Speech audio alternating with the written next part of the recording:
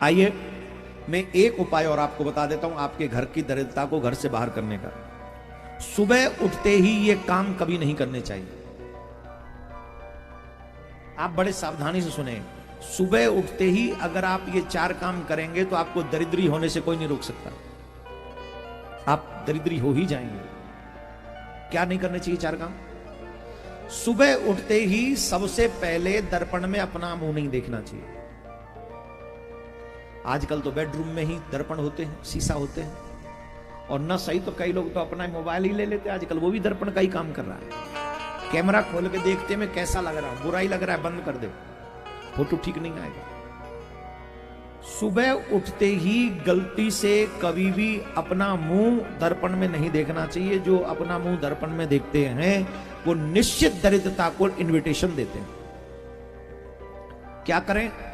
इस जगह पर ध्यान रखें, अगर आपके रूम में आपका बेटा अथवा बेटी सोती है तो सबसे पहले अपना मुख देखने की बजाय अपने बेटा और अपने बेटी का मुख देख ले। या फिर आपके मोबाइल में जो भगवान का चित्र है, भगवान का दर्शन कर लें। सबसे बढ़िया तो यही है, सुबह उठते ही या तो सामने कोई चित्र भगवान का हो या फिर मोबाइल में ठाकुर जी का छवि हो, सबसे पहले उठकर भगवान का ही दर्शन करना चाहिए अथवा बेटा बेटी का मुख देखना चाहिए। अपना मुंह देखोगे तो निश्चित दरिद्रता को निमंत्रण दोगे, पहला। दूसरा, सुबह उठते ही चाय और बिस्किट नहीं लेने चाहिए, खाना नहीं चाहिए कुछ भी। आजकल बड़ी समस्या है, बिना बेड टिके तो बिस्तर छूटता ही नहीं। सबसे पहला काम ही है, चाय चाहिए।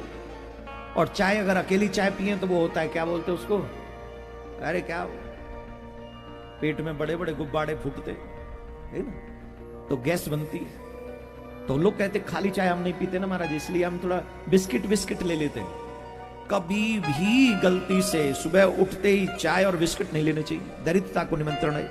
बिल्कुल भी नहीं खाना है। अगर ज्यादा ही तुम्हारे विपत्ति टूट रही है तो उठो, जाओ, अपना मुंह धो, कुल्ला करो, बुरुश करो, और वैसा स्नान नहीं करते तब तक ओम अपवित्रो वा सर्वास्तांगतो विवाह, भगवान का नाम लेके अपने आप को पवित्र कर लो, और फिर जाके कुल्ला बुल्ला बुरुश बुरुश करके चाय पी लो, बिस्किट खा लो, उसके बाद कुछ देख लो जो कुछ करना। लेकिन सीधे उठते ही कभी भी चाय बिस्किट और कुछ खाना पीना नहीं चाहिए। दूसरी बात। तीसरी बात, ब्रह्म मुहूर्त में कभी भी स्त्री पुरुष का संग नहीं करना चाहिए। संग का मतलब जो ब्याहता लोग हैं वो समझ रहे हैं, भाव में ही अल्प में ही कह रहा हूं। कभी भी संभोग क्रिया को ब्रह्म मुहूर्त में स्वीकार नहीं करना चाहिए। जो स्त्री भोग करता है, पुरुष भोग करता है ब्रह्म मुहूर्त में सुबह उठते ही, वो निश्चित दरिद्रता को निमंत्रण देता है। इससे सावधानी रखनी चाहिए। और चौथा और अहम,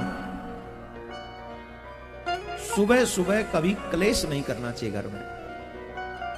कई तो उठते ही लड़ते लड़ते उठाए जाते हैं। अब आप कहेंगे हमारा सुबह सुबह कौन लड़ेगा? अरे देखो तो सही, घरों में अलग अलग प्रकार के तांडव होते हैं। अब शहरों में क्या, बच्चों को कई बार बस छूट जाती है, छूटती है। अब कौन छोड़ने जाए जब बस छूट गई तो? कौन जाएगा बताओ? मम्मी ने तो नाश्ता बना दिया, मम्मी की ड्यूटी कंप्लीट, अब जाएगा पापा।